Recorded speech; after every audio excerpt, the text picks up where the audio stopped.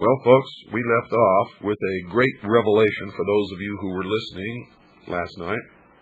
For those of you who weren't, you need to order the tapes, beginning with the tape of February the 11th, Thursday night, February the 11th, which was, the name of that tape is The Dawn of Man.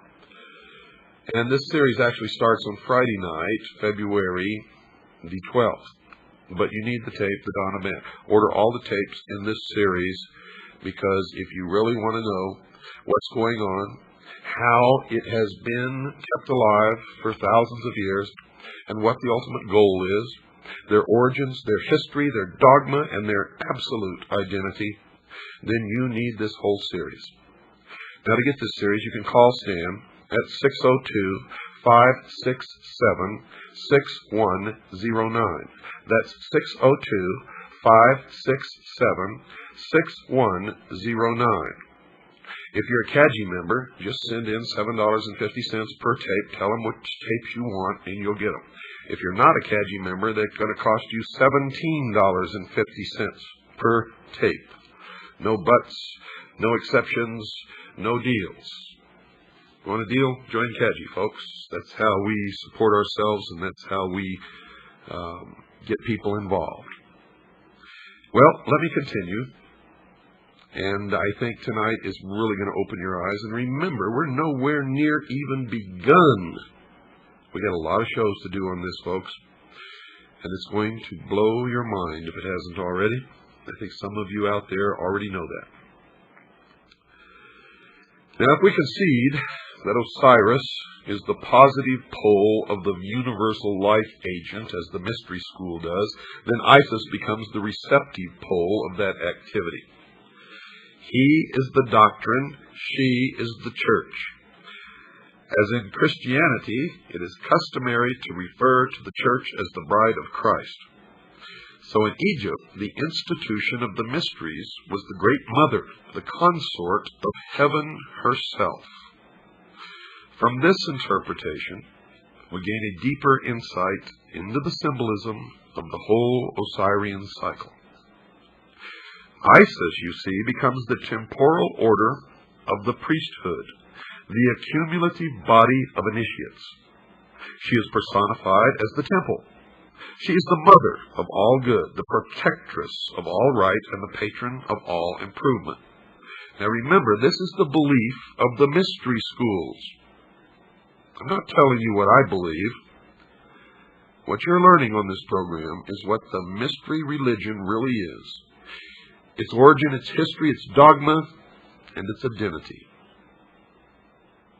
So don't get confused here. Don't get confused. According to the mystery schools, she ensures nobility, inspires virtue, and awakens the nobler passions of the soul. As Diana of Ephesus, she is the multimania who feeds all creatures from herself. And many of you may have seen illustrations in books or little statues or portraits or pictures on somebody's wall of Isis in the role of the multimania, where she has many breasts all over her torso and on her legs and arms, all over her body. Well, that's what this represents. As Diana of Ephesus, she is the multimania who feeds all creatures from herself.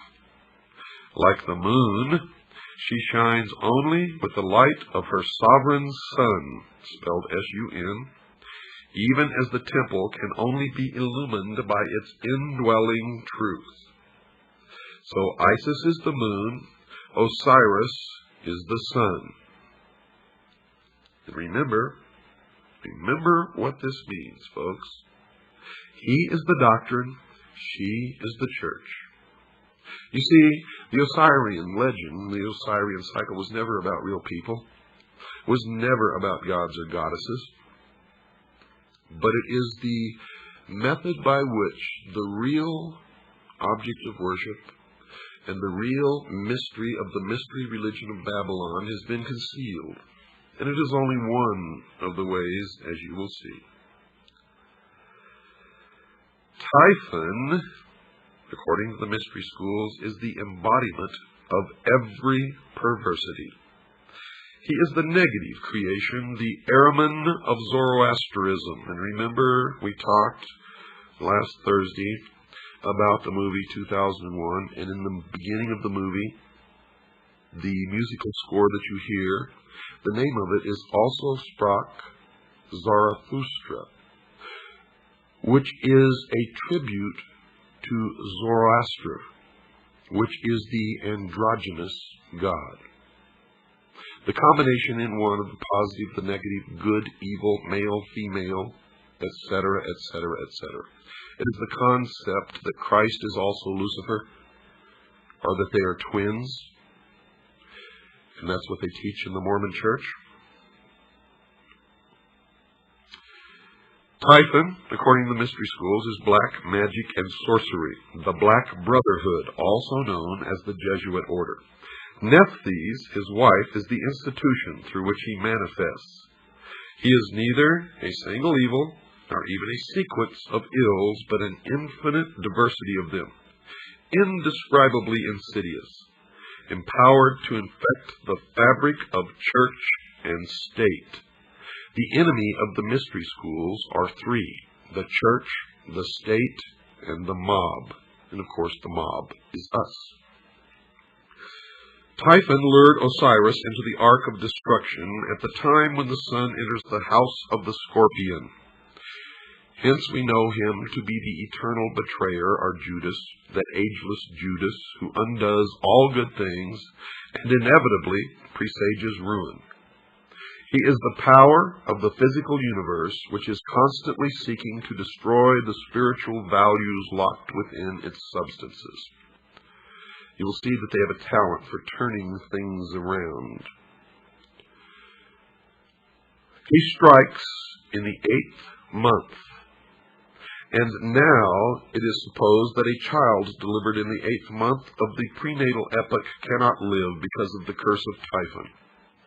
Osiris was born in the 7th month, and thereafter it may be said of him that he was delivered prior to the rule of Typhon, and that's why our forefathers, all Freemasons,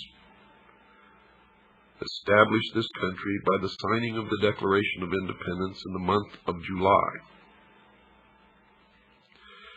And this will all become clearer to you as we go along. Of all good things, Typhon is the opposer, according to the mystery schools, occupying the position of the eternal negative.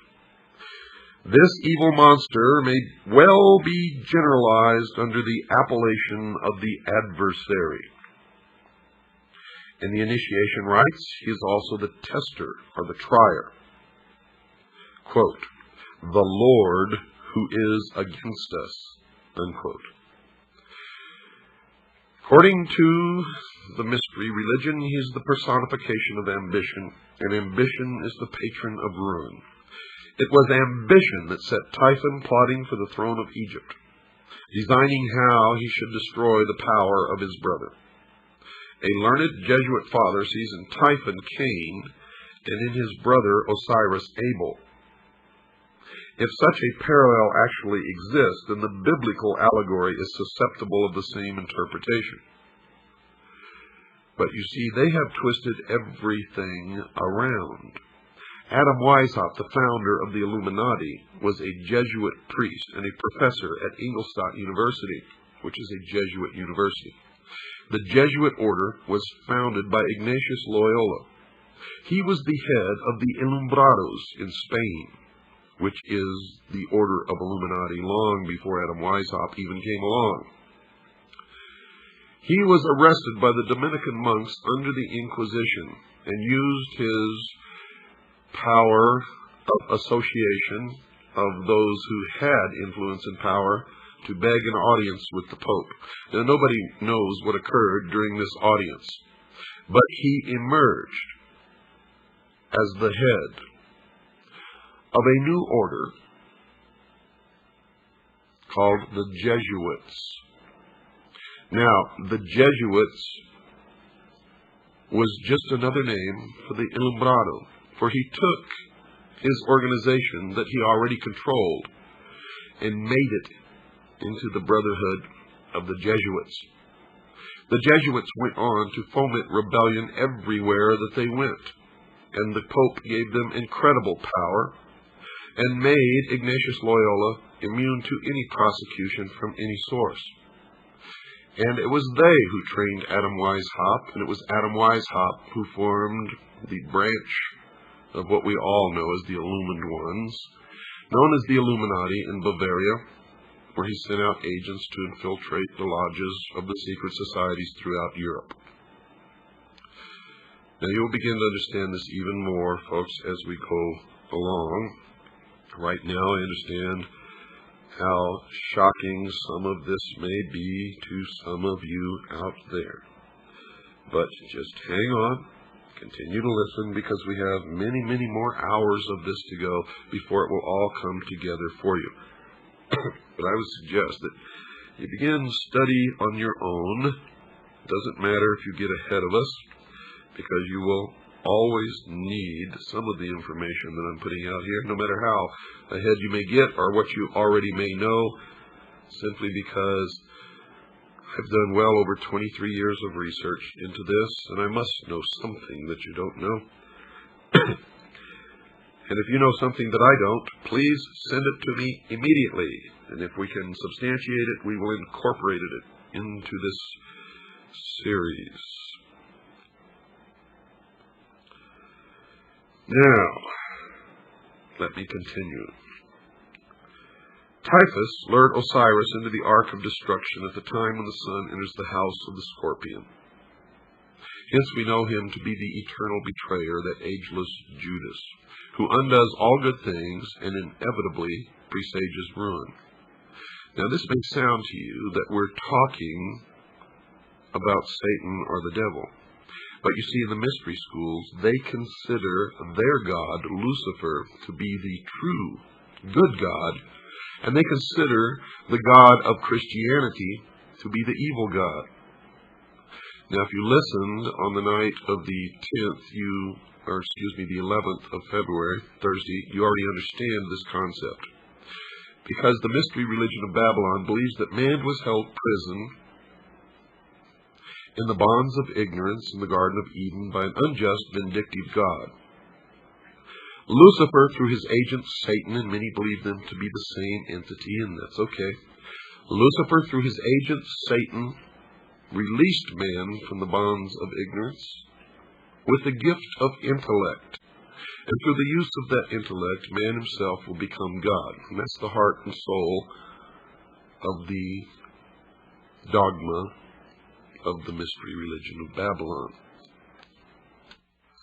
Now, since I am taking the content of all of these episodes directly from their own teachings and their own writings, so that you'll know that this is exactly what they believe, sometimes it may sound to you like these are the good guys.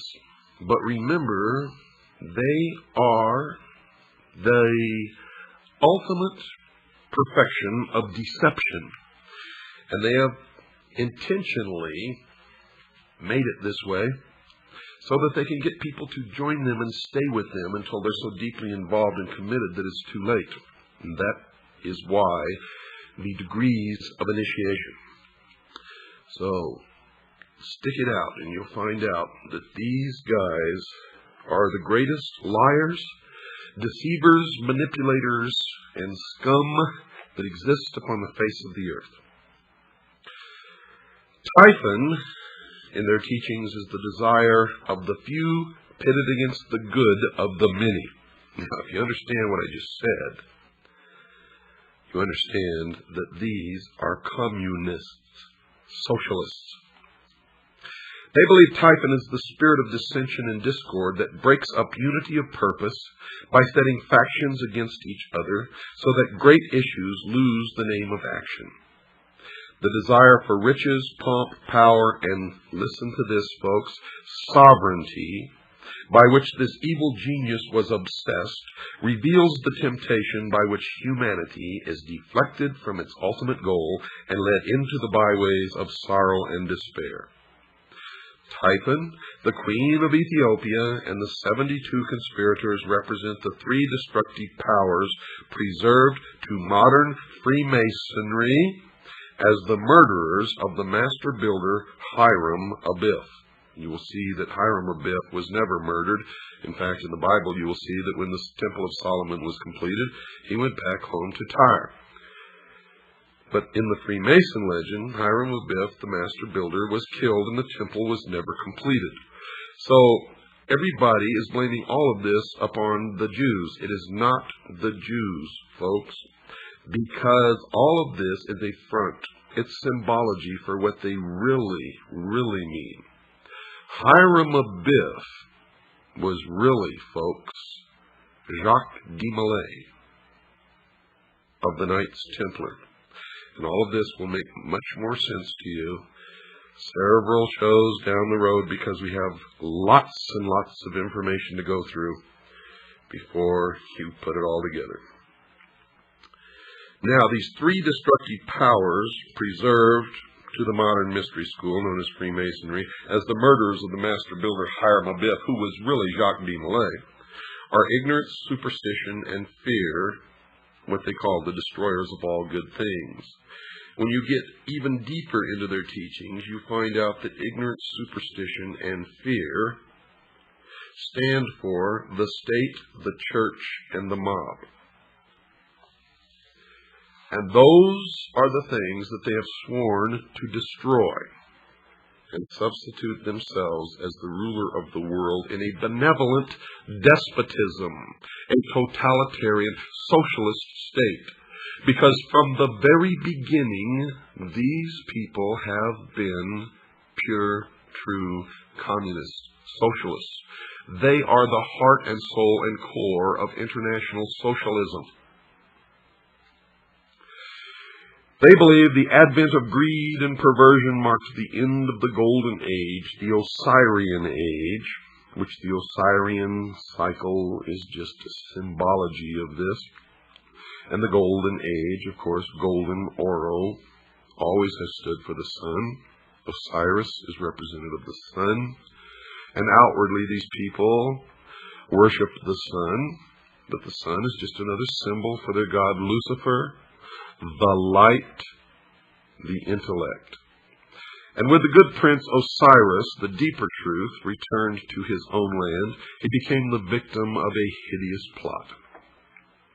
So what is this mysterious chest, so beautiful in its outer appearance, but so fatal in its application? Well, folks, Plato, who was wise in the wisdom of the Egyptians and who was an initiate of the mystery school, would have answered that it was the body that lures the soul into the sorrows of generation. Now, if this interpretation is projected into the social sphere, the chest becomes symbolic of material organization. Witness the application of this thought to Christianity, where the pomp and glory of the outer show of a vast ecclesiastical mechanism has all but destroyed the simplicity and dignity of the primitive revelation of the mysteries. That is their exact words. See, I didn't make that up. Those aren't my words. Those are the words of the mystery school.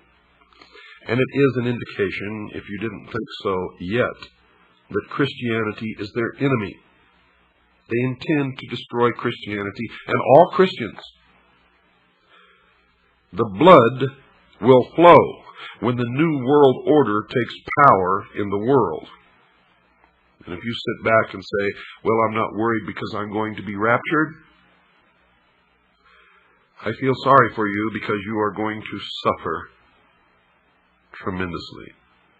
Because in my research, I have found that most of the theologians in the Protestant religion of all denominations who are responsible for this doctrine of the rapture are Freemasons. And they are in control of the World Council of Churches. They are responsible for the bringing together of the different religions in the World Council of Churches to attempt to merge them all into one and then change the doctrine to the New World religion. If you don't believe that, you get off your little butts and go out there and start looking instead of just listening and accepting. for it is true. And their doctrine, folks, is Zionism. I can tell you right now, Jerry Falwell has admitted publicly that he is a Zionist, and we know that he is also a member of the mystery schools, and many others that you follow blindly instead of reading the words of Jesus Christ.